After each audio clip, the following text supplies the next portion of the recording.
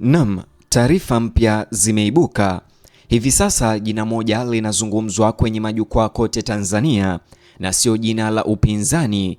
Ni ya mtu aliyewahi kukaa ndani ya halmashauri kuu ya CCM yenyewe, Humphrey Polepole, balozi wa zamani wa Tanzania ambaye hajaonekana wala kusikika kwa takriban miezi 10 tangu kutokea kwa vurugu nyumbani kwake Dar es Salaam na kuacha damu sakafuni na familia yake kukosa majibu na madai ya kutekwa nyara. Leo jijini Mwanza, naibu mwenyekiti wa Chadema John Heche amesimama mbele ya umati wa watu na kurudisha jina lake Humphrey Polepole matatani, akitumia kutoweka kwake Humphrey Polepole kuuliza swali ambalo bado serikali ya Samia Suluhu imeshindwa kujibu hadi leo. Na ujumbe wa mwisho alioutoa Heche kumhusu Humphrey Polepole ndio umezua mjadala mzito leo kuhusu kutekwa nyara kwake. Kabla tusonge mbele, like video hii, subscribe kisha bonyeza alama ya kengele. Akizungumza na wakazi wa Mwanza jioni ya jana tarehe 28 Julai mwaka huu, makamu mwenyekiti wa Chadema John Heche alitolea mfano tukio moja mahususi kuonyesha kile alichokiita hali ya hofu inayozunguka ukosoaji wa umma dhidi ya serikali nchini. Kisa cha Humphrey Polepole, balozi wa zamani wa Tanzania na kiongozi wa ngazi ya juu wa chama tawala CCM, ambaye mahali alipo bado hapajulikani zaidi ya miezi 9 tangu aliporipotiwa kupotea au kutekwa nyara.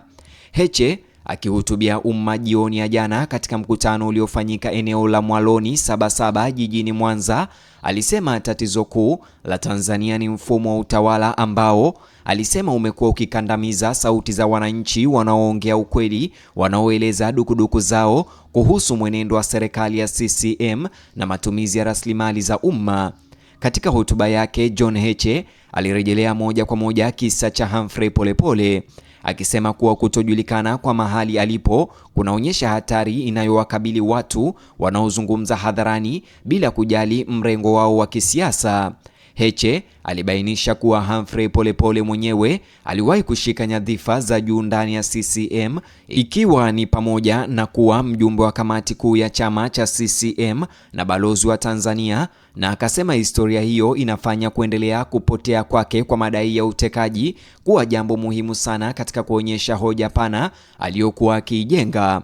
Hata hivyo, John Heche alitoa matamshi ya mwisho ambayo yaliweza kuvuta na kuzua mjadala mzito. Heche alisema Humphrey Polepole amepotea kama kuku na hadi leo hajaonekana alipo.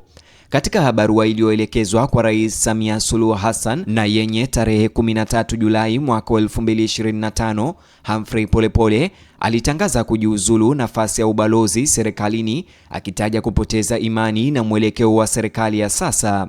Katika barua hiyo ambayo ilisambazwa hadharani, Polepole alisema hawezi tena kuitumikia serikali ambayo aliamini haizingatii ipasavyo kulinda haki za binadamu, kudumisha utawala wa sheria na kuheshimu misingi ya katiba. Kufuatia kujiuzulu kwake Humphrey Polepole alitoa hotuba kadhaa za hadharani kwa wiki kadhaa mfululizo, ambapo aliendelea kuikosoa serikali kwa misingi hiyo hiyo, na ndani ya muda mfupi akawa mmoja wa wakosoaji wakubwa mashuhuri wa serikali hiyo, ambaye hapo awali alishika wadhifa wa juu ndani yake.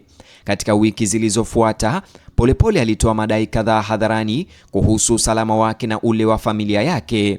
Alisema watu wenye silaha walionekana karibu na nyumbani kwake, familia yake ilikabiliwa na vitendo vya unyanyasaji na nyumba yake ilivamiwa zaidi ya mara moja bila kuwepo kwa maendeleo yoyote katika uchunguzi wa matukio hayo. Haya yalikuwa madai kulingana na Humphrey Polepole ambayo hayakuthibitishwa na jeshi lolote la usalama nchini. Kulingana na maelezo ya Polepole mwenyewe, alidai pia kuwa dada yake alitekwa nyara kutoka nyumbani kwake jijini Dar es Salaam katikati ya mwezi wa Julai mwaka 2025. Akazuiliwa usiku mmoja, alidai alipigwa na kisha karudishwa nyumbani kwake. Haya yote ni madai ambayo hayakuthibitishwa na usalama. Katika tukio jingine, polisi wa Tanzania walithibitisha kuwa jalada lilifunguliwa kuhusiana na baadhi ya kauli za hadharani za Humphrey Polepole, wakisema kuwa kauli hizo zingeweza kuchukuliwa kuwa makosa ya jinai, ingawa hakuna mashtaka rasmi yaliyoripotiwa dhidi yake kabla ya kutoweka kwake. Mtazamaji, mnamo tarehe 6 Oktoba mwaka 2025, familia ya Humphrey Polepole iliripoti kuwa alikuwa ametoweka kufuatia tukio walilolielezea kama uvamizi wa kikatili nyumbani kwake jijini Dar es Salaam, wakidai ya kwamba kuna uwezekano wa utekaji wa Humphrey Polepole. Kulingana na kaka yake Godfrey Polepole, familia ilikuta mlango wa nyumba hiyo ya Polepole Dar es Salaam umevunjwa, nyaya za umeme zimekatwa na kiasi kikubwa cha damu katika eneo la tukio ama ndani ya chumba cha Polepole. Video na picha zilizosambazwa na familia hiyo zilisemekana kuonyesha dalili zinazoashiria mapambano makali, ingawa nyenzo hizo hazijathibitishwa na mamlaka huru katika mchakato rasmi wa kisheria. Familia iliripoti tukio hilo kwa polisi siku hiyo hiyo, na wawakilishi wa kisheria wa Polepole waliwasilisha maombi mahakamani mnamo tarehe 7 Oktoba mwaka 2025 wakitaka mamlaka zifichue mahali alipo au kuthibitisha iwapo alikuwa mikononi mwa serikali.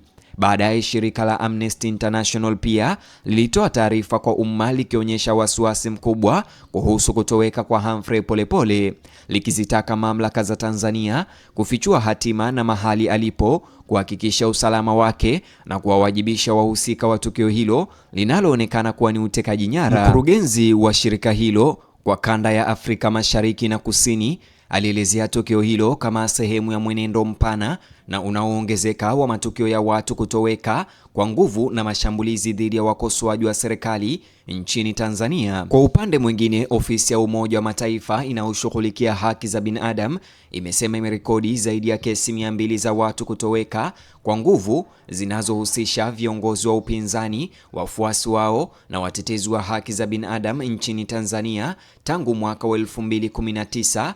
Ingawa takwimu hiyo inaakisi mwenendo mpana wa matukio badala ya kuhusu kutoweka kwa Polepole pekee. Hata hivyo, hii haikuthibitishwa na serikali ya Tanzania.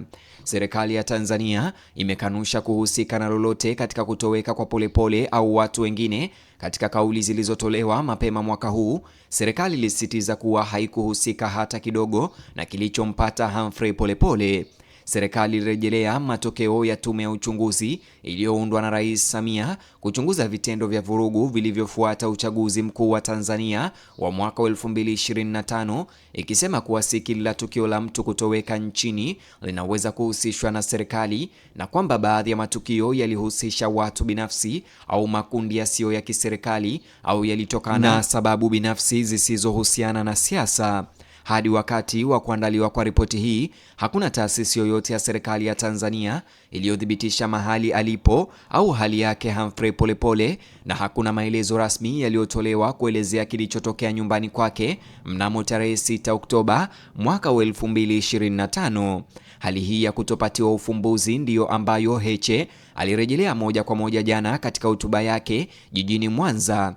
Kwa kutolea mfano suala la Polepole hasa, Heche anaonekana kusisitiza kuwa wasiwasi kuhusu jinsi wakosoaji wa serikali wanavyochukuliwa haukomei kwa viongozi wa upinzani pekee, bali unawahusu pia watu binafsi waliowahi kushika nyadhifa za juu ndani ya chama tawala chenyewe. Kauli pana zaidi ya Heche jijini Mwanza ziligusia malalamiko mbalimbali kuhusu utawala na usimamizi wa rasilimali, huku suala la Polepole likitumika kama mfano mahususi ndani ya muktadha huo mpana wa maoni yake Heche. Karibu miezi 10 tangu iliporipotiwa kwa mara ya kwanza kuwa Polepole ametoweka, kesi yake bado haijapatia ufumbuzi. Hakuna uamuzi wowote wa kisheria, kiutawala au wa aina nyingine uliotangazwa hadharani. Kwa sasa kesi ya Polepole inasalia kwa mojawapo ya matukio yanayofuatiliwa kwa karibu zaidi kuhusu kutoweka kusikotatuliwa kwa mtu mashuhuri aliyetumikia serikali nchini. Inaendelea kutajwa na wanasiasa akiwemo John Heche hivi jana kama sehemu ya hoja pana kuhusu hatari zinazowakabili watu wanaokosoa serikali hadharani bila kujali mrengo wao wa kisiasa wa hapo awali. Mtazamaji, tutaendelea kufuatilia suala hili na kutoa taarifa kuhusu hatua zozote zitakazofuata, ikiwa ni pamoja na taarifa rasmi yoyote kuhusu mahali alipo au hali ya Humphrey Polepole au hali ya uchunguzi, maendeleo yoyote katika kesi hii au maoni ya ziada kutoka Chadema, serikali au mashirika ya kimataifa ya haki za binadamu yanayofuatilia kesi hii.